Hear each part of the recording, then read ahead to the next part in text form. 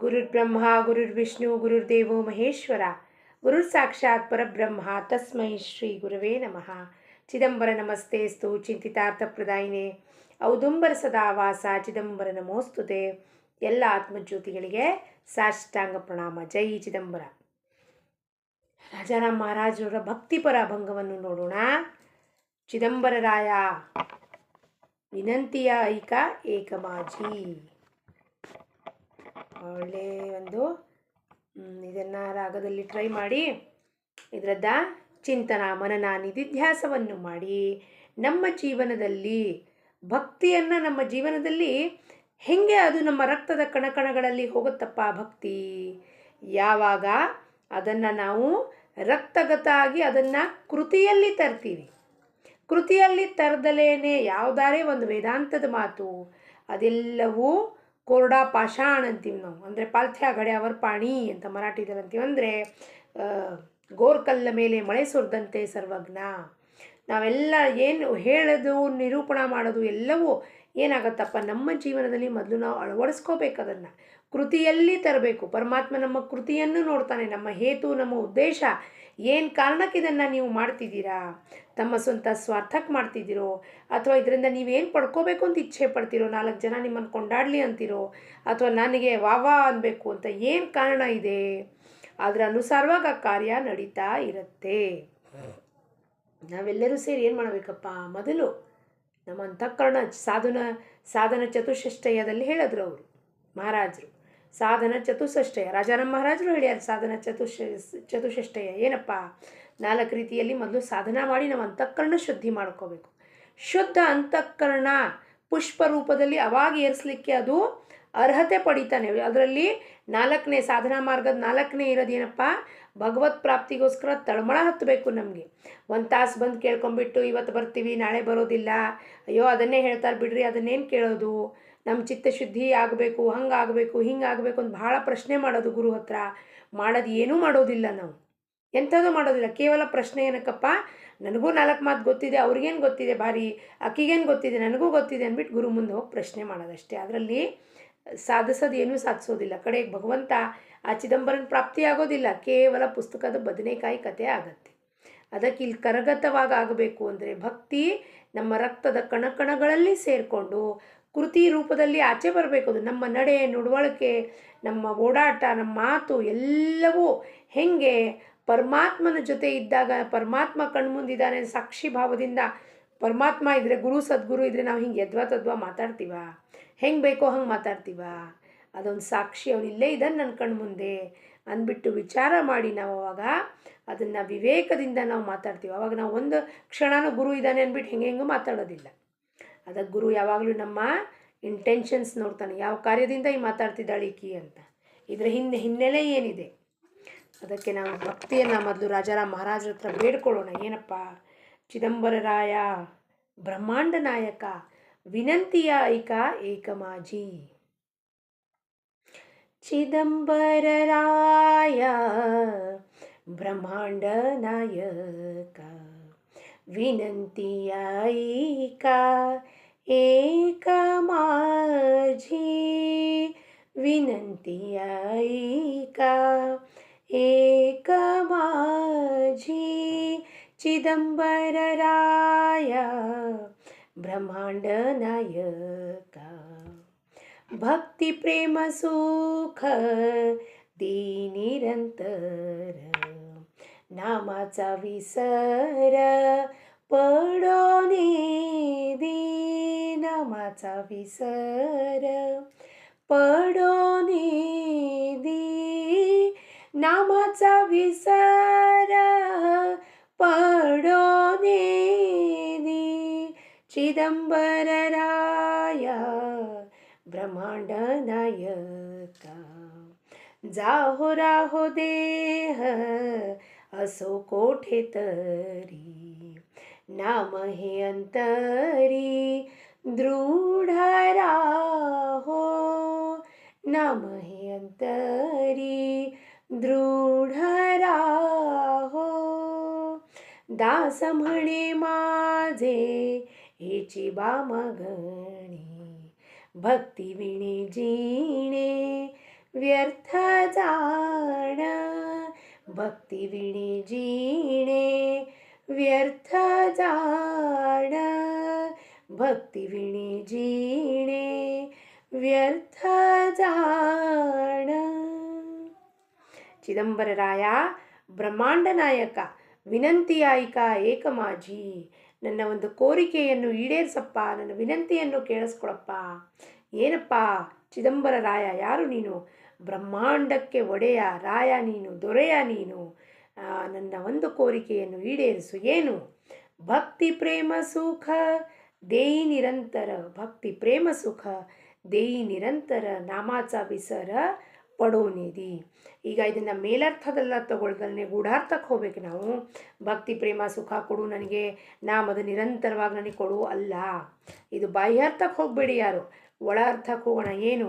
ಭಕ್ತಿ ಪ್ರೇಮ ಸುಖ, ಭಕ್ತಿ ಪ್ರೇಮ ಸುಖ. ಸುಖ ಯಾವ ಸುಖದ ಬಗ್ಗೆ ಮಾತಾಡ್ತೀಯ ರಾಜಾರಾಮ್ ಮಹಾರಾಜರು? ಅಖಂಡ ಅವಿನಾಶಿ ಸುಖ, ಅಕ್ಷಯ ಸುಖದ ಬಗ್ಗೆ ಮಾತಾಡ್ತೀಯಾರ. ಅಂದರೆ ಬ್ರಹ್ಮಾನಂದ ಆತ್ಮಜ್ಞಾನದ ಬಗ್ಗೆ ಮಾತಾಡ್ತೀಯಾರಿ. ಒಮ್ಮೆ ಭಗವಂತನ ಯಾರು ಅಂತ ನಾವು ಇಲ್ಲಿ ಒಳಗಿದ್ದಾನಪ್ಪ ಅರಿತ್ಕೊಂಡು ಅವನ ಜೊತೆ ಸದಾಕಾಲ ಇದ್ದರೆ ಆವಾಗ ಮನಸ್ಸು ಶಾಂತ ಆಗುತ್ತೆ. ಸುಖ ಅಂದರೆ ಏನಪ್ಪ? ಏನು ಸುಖ ಅಂದರೆ ಕಾರು ಗಾಡಿ ಬಂಗ್ಲೆ ತೊಗೊಳೋದು ಪ್ರಾಪಂಚಿಕ ಸುಖ. ಪರಮಾರ್ಥದಲ್ಲಿ ಸುಖದ ಬಗ್ಗೆ ಯಾವ ಥರದ್ದು ಹೇಳ್ತಿದ್ದಾರೆ? ನಿಮ್ಮ ಮನಸ್ಸು ಹೆಂಗಾಗತ್ತೆ? ನಿವಾಂತ ಆಗೋಗುತ್ತೆ, ಶಾಂತ ಆಗೋಗುತ್ತೆ, ಅದು ಸಮಾಧಾನ ಹೊಂದತ್ತೆ. ಏನಪ್ಪ ಚಿದಂಬರ, ನೀನು ಇಚ್ಛೆ ಅಂತ ನನ್ನ ಪ್ರಪಂಚ ನಡೆಸ್ತಿದ್ಯಪ್ಪ. ನೀನು ನಡೀತಾ ಇದೇನೂ ಅಲ್ಲ, ನಡೆಸ್ತಾ ಇದೀಯಾ ನೀನು. ನೀನು ಕರ್ತಾಧರ್ತ, ಆ ಸೂತ್ರಧಾರಿ ಅಂತ ಹೇಳ್ತೀವಿ ನಾವು ಪಪೆಟ್ ಅಂತ ಹೇಳ್ತೀವಿ. ಆದರೂ ಇವೆಲ್ಲ ಬರೀ ಬಾಯಿ ಮಾತಿಗೆ ಹೇಳ್ತೀವಿ ವಿನಃ ಸಂಕಟ ಬಂತು, ಏನಾದ್ರು ತೊಂದರೆ ತಾಪತ್ರೆ ಆಯಿತು ಅಂದರೆ ಎಲ್ಲ ಕೈ ಬಿಟ್ಟು ನಾವು ಸೂತ್ರಧಾರಿ ಪಾತ್ರಧಾರಿ ಯಾರೂ ಬೇಡಪ್ಪ, ಈಗಿಂದೀಗಲೇ ಪಾರು ಮಾಡು ಅಂತ ಡಿಮಾಂಡ್ ಮಾಡ್ತೀವಿ ಅವನ ಹತ್ರ. ಆದರೆ ನಿಜ ಭಕ್ತ ಯಾರಿರ್ತಾನೋ ಅವನು ನೀನು ಹೆಂಗೆ ನನಗಿಟ್ಟಿದೆಯೋ ಈ ಪರಿಸ್ಥಿತಿಯಲ್ಲಿ, ನಾನು ಆನಂದದಲ್ಲಿದ್ದೀನಿ ನಿನ್ನ ಧ್ಯಾನದಲ್ಲಿ ಅಂತ ಹೇಳ್ತಾನೆ. ಭಕ್ತಿ ಪ್ರೇಮ ಸುಖ ದೇಯಿ ನಿರಂತರ, ನಾಮಾಚ ವಿಸರ ಪಡೋನಿಧಿ. ನಾಮದ ವಿಸ್ಮರಣೆ ಆಗ್ಕೊಡುದು. ಯಾವಾಗ ನಾಮದ ವಿಸ್ಮರಣೆ ಆಗುತ್ತೋ ನಾವು ನಮ್ಮಿಂದ ದೂರ ಹೋಗ್ತೀವಿ, ಅಧರ್ಮಕ್ಕೆ ಹೋಗ್ತೀವಿ. ನಮ್ಮಿಂದ ದೂರ ಹೋಗೋದಂದ್ರೆ ನಾನು ಯಾವಾಗಲೂ ಅವನ ಜೊತೆಗಿರ್ತೀನಿ. ಆದರೆ ಯಾವಾಗ ನಾಮದ ವಿಸ್ಮರಣೆ ಆಗುತ್ತೋ ಅವನಿಂದ ದೂರ ಆದಮೇಲೆ ದುರಾಚಾರ ಶುರುವಾಗುತ್ತೆ, ಅಧರ್ಮ ಶುರುವಾಗುತ್ತೆ, ನನ್ನ ಬಾಯಿಂದ ಅವಾಚ್ಯ ಶಬ್ದ ಬರುತ್ತೆ, ಅಜ್ಞಾನದ ಮಾತು ಬರ್ತಾವೆ, ಅವಿದ್ಯೆ ಮಾತುಗಳು ಬರೋಕ್ಕೆ ಶುರುವಾಗುತ್ತೆ. ಅವಾಗ ಈ ವಿಕಾರಗಳೆಲ್ಲ ಆಚೆ ಬರೋಕ್ಕೆ ಶುರುವಾಗುತ್ತೆ. ಕ್ರೋಧ, ಲೋಭ, ಅಸೂಯೆ ಇವೆಲ್ಲ ಆಚೆ ಬರುತ್ತೆ. ಯಾವಾಗ ನಾನು ಅವನ ಜೊತೆಗಿರ್ತೀನೋ ನಾನು ಅವನ ಗುಣಗಳನ್ನೇ ಹೊಂದಿರ್ತೀನಿ. ಏನು ಅವನ ಗುಣ? ದಯಾ, ಕ್ಷಮ, ಶಾಂತಿ, ಎಲ್ಲರೊಡನೆ ಭಗವತ್ ಪ್ರೇಮ. ಭಗವತ್ ಪ್ರೇಮ ಅಂದರೆ ಏನು? ನಾವು ಭಗವತ್ ಪ್ರೇಮ ಅಂದ ಕೂಡಲೇ ಅದನ್ನು ನಾವು ನಮ್ಮ ಸ್ವಾರ್ಥಕ್ಕೆ ಬಳಸ್ಕೊಳ್ಳೋಕೆ ಶುರು ಮಾಡ್ತೀವಿ. ಭಗವತ್ ಪ್ರೇಮ ಅಂದರೆ ಏನು? ಎಲ್ಲರೊಡನೆ ಪ್ರೇಮ ಮಾಡೋದ್ರಿಂದ ಯಾರು ನಮಗೆ ಬಂದು ಕಪಾಳಕ್ಕೆ ಹೊಡೆದ್ರೆ ಹೊಡೀರಿ ಅಂತ ಹೊಡೆಸ್ಕೊಳ್ಳೋದಲ್ಲ. ಅಂದರೆ ಎಲ್ಲರಲ್ಲೂ ಚರಾಚರದಲ್ಲೂ ಆ ಚೈತನ್ಯ ಶಕ್ತಿನೇ ಪ್ರವಾಹ ಆಗ್ತಿದೆ. ಹಂಗಂದಮೇಲೆ ನಾನು ಯಾರ ಕರ್ಮಕ್ಕೆ ಕೈ ಹಾಕಬೇಕು, ಅವನನ್ನು ಚಿದಂಬರ ನೋಡ್ಕೋತೀಯ, ನನ್ನನ್ನು ಚಿದಂಬರ ನೋಡ್ಕೋತೀಯ. ಮತ್ತು ನಾನು ನಿಮಗೆ ಬಂದು ಬೋಧನೆ ಮಾಡೋದೇನಿದೆ ಅಲ್ಲಿ ಕೆಲಸ ಇಲ್ಲದ್ದು. ಯಾವ ಬೋಧನೆ ಯಾರಿಗೆ ಮಾಡೋಂಗಿಲ್ಲ. ನಮ್ಮ ಕೆಲಸ ಏನು ಕೊಟ್ಟಿರ್ತಾನೋ ಸದ್ಗುರುನಾಥ ಅದನ್ನು ಮಾಡ್ಕೋತ ಹೋಗೋದೇ ನಮ್ಮ ನಿಜ ಧರ್ಮ ಆಗಿರುತ್ತದೆ. ಯಾರಿಗೆ ಬೋಧನೆ ಮಾಡೋಂಗಿಲ್ಲ, ಯಾರಿಗೆ ನಿಮ್ಮ ಕರ್ಮಕ್ಕೆ ಕೈ ಹಾಕಬಾರ್ದು, ನಿಮ್ಮ ಪ್ರಾರಬ್ಧಕ್ಕೆ ಕೈ ಹಾಕಬಾರ್ದು, ನಿಮಗೇನು ಹೇಳಬಾರ್ದು. ಆದರೆ ನೀವು ಸಿಕ್ಕಿದ್ರೆ ಹೆಂಗಿದ್ದೀರಪ್ಪ, ಆರಾಮಾಗಿದ್ದೀರಾ, ಊಟ ಆಯಿತಾ, ತಿಂಡಿ ಆಯಿತಾ, ಔಷಧಿ ತೊಗೊಳ್ತಿದ್ರೆ ಔಷಧಿ ತೊಗೊಂಡ್ರಾ, ಏನು ನಿಮ್ಮ ಮನೆಯಲ್ಲಿ ಯಾರಿಗಾದ್ರು ಹುಷಾರಿಲ್ಲ ಅಂದರೆ ಅವ್ರು ಹೆಂಗಿದ್ದಾರೆ, ಇಷ್ಟು ವಿಚಾರಣೆ ಮಾಡಬೇಕೇ ವಿನಃ ನಿಮ್ಮ ಜೀವನದಲ್ಲಿ ಏನಾಗ್ತಿದೆ, ನಿಮ್ಮ ಸೊಸೆ ಓಡೋದ್ಲಾ, ನಿಮ್ಮ ಮಗ ಓಡೋದ್ನಾ, ಅವ್ರು ನಿಮ್ಮ ಮಗ ಗಂಡನ ಕೆಲಸ ಯಾಕೆ ಅದಕ್ಕೂ ನಮಗೂ ಯಾವ ಸಂಬಂಧವೂ ಇರಕೂಡ್ದು. ಅದು ಹೇಳೋದು ನಾವೇನಪ್ಪ, ನಮ್ಮ ಒಳಗೆ ನಾವು ಇರೋದು. ಯಾವಾಗ ನಾವು ನಿರಂತರವಾಗಿ ನಾಮದಲ್ಲೇ ಇರ್ತೀವಿ. ನಾಮದಲ್ಲಿರೋದು ಅಂದರೆ ಏನು? ನನ್ನನ್ನೇ ನಾನು ಸದಾ ನನ್ನ ಧ್ಯಾನದಲ್ಲಿ ಇರೋದು. ನಾಮ ಅಂದರೆ ಯಾವಾಗಲೂ ಕುತ್ಕೊಂಡಲ್ಲಿ ಚಿದಂಬರ ಚಿದಂಬರ ಚಿದಂಬರ ಬರುವುದಿಲ್ಲ. ಕಡೆಗೆ ನಾಮನೂ ಲಯ ಆಗೋಗುತ್ತೆ ಅದರಲ್ಲಿ.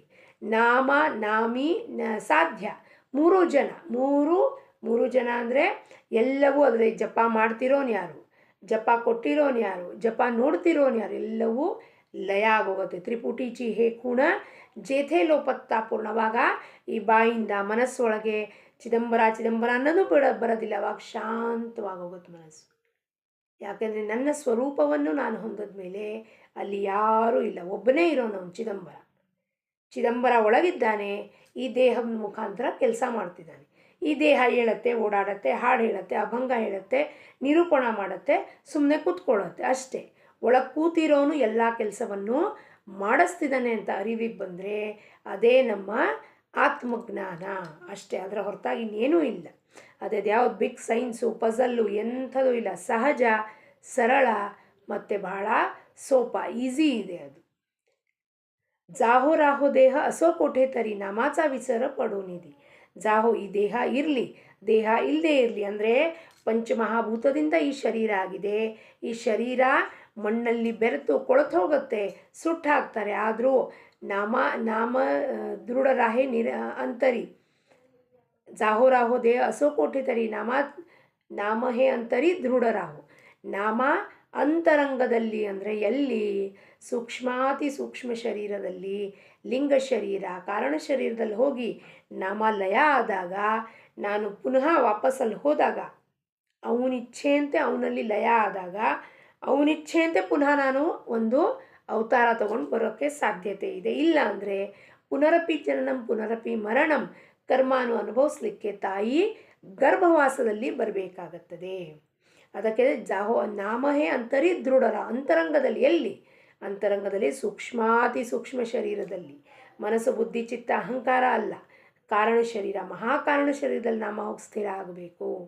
ಆವಾಗ ನಾವೇನಾಗ್ತೀವಿ? ಸುಟ್ಟಿದ ಬೀಜದ ಗತಿ ಆಗ್ತೀವಿ. ಸುಟ್ಟದ ಬೀಜ ಹಾಕಿದ್ರೆ ಮೊಳಕೆ ಒಡೆಯುತ್ತಾ?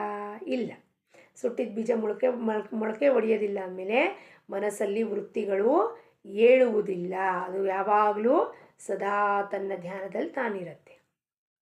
ದಾಸಮಣೆ ಮಾಜೆ ಹೆಚ್ಚಿಬಾ ಮಾಗಣೆ ಭಕ್ತಿ ವಿಣೆ ಜಿಣೆ ವ್ಯರ್ಥ ಜಾಣ. ದಾಸರು ರಾಜಾರಾಮ್ ಮಹಾರಾಜರು ಏನು ಕೇಳ್ತಾರೆ ಚಿದಂಬರ, ಈ ಭಕ್ತಿ ಹೊರತಾಗ ಜೀವನನೇ ವ್ಯರ್ಥ ಕಣಪ್ಪ. ಪ್ರಪಂಚದಲ್ಲಿ ಈ ಮನುಷ್ಯ ಜನ್ಮ ತಗೊಂಡು ನಾನು ಬಂದಾಗ ಜಂತು ನಾಂ ನರಜನ್ಮ ದುರ್ಲಭಂ. ಜಂತು, ಮರ, ಕಲ್ಲು, ಗಿಡ, ಮುಳ್ಳು ಎಲ್ಲ ಆಗಿದ್ದೀವಿ ನಾವು. ಪಶು ಪ್ರಾಣಿ ಆಗಿದ್ದೀವಿ. ಅದೆಲ್ಲ ಆಗಿ ಮನುಷ್ಯ ಜನ್ಮ ಬಂದಾಗ ನಮ್ಮ ಇತಿ ಕರ್ತವ್ಯ ಏನಪ್ಪ? ನಿನ್ನನ್ನು ಪಡ್ಕೊಳ್ಳೋದು. ನಿನ್ನ ಹೊರತಾಗಿ ನಮಗೇನೂ ಬೇಕಾಗಿಲ್ಲ. ಈ ಒಂದು ಮಟ್ಟಕ್ಕೆ ನಾವು ಬಂದಾಗ ಭಕ್ತಿ ವಿಣೆ ಜಿಣೆ ವ್ಯರ್ಥ ಜಾಣ. ವ್ಯರ್ಥ, ಸಂಪೂರ್ಣ ಆಯುಷ್ಯ ವ್ಯರ್ಥ ಆಗೋಯ್ತು ನಂದು ಅಂತ ಅನಿಸುತ್ತೆ. 48ನೇ ವಯಸ್ಸಲ್ಲಿ ಬಂದು ಇಷ್ಟು ವರ್ಷ ನಾನು ಯಾವಾಗ ಈ ಗ್ರಂಥಗಳನ್ನು ನೋಡಿದಾಗ ಅನ್ಸುತ್ತಪ್ಪ, ಎಷ್ಟು ಗ್ರಂಥಗಳನ್ನು ಬರೆದಿದ್ದಾರೆ. ಒಂದು ನಮ್ಮ ಗುರುಗಳು ಹೇಳ್ತಿದ್ರು, ಒಂದು ಜನ್ಮ ಸಾಕಾಗೋದಿಲ್ಲಮ್ಮ ಇವೆಲ್ಲ ತಿಳ್ಕೊಳ್ಳಿಕ್ಕೆ. ಏನೇನು ಓದ್ತೀಯ ಏನೇನು ಬಿಡ್ತೀಯ ಅನ್ನಂಗೆ ಆಗೋಗುತ್ತೆ ಅವಾಗ ಪರಿಸ್ಥಿತಿ. ಅಯ್ಯೋ, ನಿಜಾತ್ಮಬೋಧ ಸಿಕ್ತಲ್ಲಪ್ಪ, ದಾಸಬೋಧ ಇದೆ, ಮನಾಚಿ ಶ್ಲೋಕ ಇದೆ, ಅದಿದೆ ಇದಿದೆ, ಅಧ್ಯಾತ್ಮ ರಾಮಾಯಣ ಇದೆ, ಮತ್ತು ಇನ್ನೇನು ವಿವೇಕ್ ಚೂಡಾಮಣಿ ಇದೆ, ಉಪನಿಷತ್ಗಳಿದ್ದಾವೆ. ಇದನ್ನೆಲ್ಲ ಯಾವಾಗ ತಿಳ್ಕೊಬೇಕಪ್ಪ ಪರಮಾತ್ಮ? ತಿಳ್ಕೊಬೇಕು ಅಂದರೆ ಏನು ಜ್ಞಾನಾರ್ಜನೆ ಅಲ್ಲ, ಇದೆಲ್ಲವೂ ಭಗವಂತನ ಬಗ್ಗೆ ಹೇಳುತ್ತೆ. ಭಗವಂತ ಹೆಂಗಿದ್ದಾನೆ, ಅವನ ಸ್ವರೂಪ ಹೆಂಗಿದ್ದಾನೆ, ಅವನ ಸ್ವರೂಪ ಯಾವಾಗಲೂ ಆನಂದ ಸ್ವರೂಪ ಇದ್ದಾನೆ. ಹಾಗಂದ್ಮೇಲೆ ನನ್ನನ್ನು ಏನು ಮಾಡಿದ್ದಾನೆ ಅವನು? ನನ್ನನ್ನು ಆನಂದ ಸ್ವರೂಪ ಮಾಡಿದ್ದಾನೆ. ಆದರೆ ಪ್ರಪಂಚಕ್ಕೆ ಬಂದ್ಬಿಟ್ಟು ಈ ಸುಳ್ಳಿರೋದು ನಾನು, ಪ್ರತಿಕ್ರಿಯೆ ಕೊಡುವ ನಾವು ಆಚೆ ಬಂದ್ಬಿಟ್ಟು ಏನು ಮಾಡುತ್ತೆ? ನಾನು ಮಾಡಿದೆ ಅಂದ್ಕೊಂಡು ಸಿಕ್ಕಾಕಿ ಒದಲಾಡ್ತಿದೆ ಅದು. ಅದನ್ನು ಬಂದು ಗುರು ಏನು ಮಾಡ್ತಾನೆ? ಬಿಡುಗಡೆ ಮಾಡ್ತಾನೆ ಅದನ್ನು. ನೀನಿದಲ್ಲಪ್ಪ, ದೇಹ ಮನಸ್ಸು ಬುದ್ಧಿ ಚಿತ್ತ ಅಹಂಕಾರ ನೀನಲ್ಲ, ನೀನು ಕೇವಲ ಶುದ್ಧ ಚೈತನ್ಯ. ನಿನ್ನೊಳಗೆ ರಾಮಿದ್ದಾನೆ, ಚಿದಂಬರ ಇದ್ದಾನೆ, ವಿಠಲಿದ್ದಾನೆ, ಎಲ್ಲರೂ ನಿನ್ನೊಳಗೆ ಇದ್ದಾರೆ. ಅವರನ್ನು ಹೊರಗೆ ಹುಡುಕ್ಲಿಕ್ಕೆ ಹೋಗಬೇಡ. ನಿನ್ನ ಸ್ವಸ್ವರೂಪದಲ್ಲಿ ಸದಾ ಮಗ್ನನಾಗಿ, ಅದು ಆ ಒಂದು ಬ್ರಹ್ಮಾನಂದದ ನಶಾ. ಅದು ಆ ನಶಾದಲ್ಲಿ ನೀನಿದ್ರೆ ನಿನಗೆ ಯಾರೂ ಬೇಕಾಗೋದಿಲ್ಲ. ಪರಮಾತ್ಮನ ಹೊರತಾಗಿ ಯಾರೂ ಬೇಕಾಗೋದಿಲ್ಲ. ಒಂದೊಂದು ಆಖ್ಯಾನ ಓದಿದ್ರೆ, ಒಂದೊಂದು ಅಭಂಗ ಓದಿದ್ರೆ, ಒಂದೊಂದು ಗ್ರಂಥ ಓದಿದ್ರೆ, ಅಯ್ಯೋ ರಾಮಚಂದ್ರ, ಇಷ್ಟು ಜೀವನದಲ್ಲಿ ಇಷ್ಟು ಕಾಲ ನಾನು ವ್ಯರ್ಥ ಮಾಡಿದ್ನಲ್ಲಪ್ಪ ನಿನ್ನನ್ನು ತಿಳ್ಕೊಳ್ದಲೇನೆ.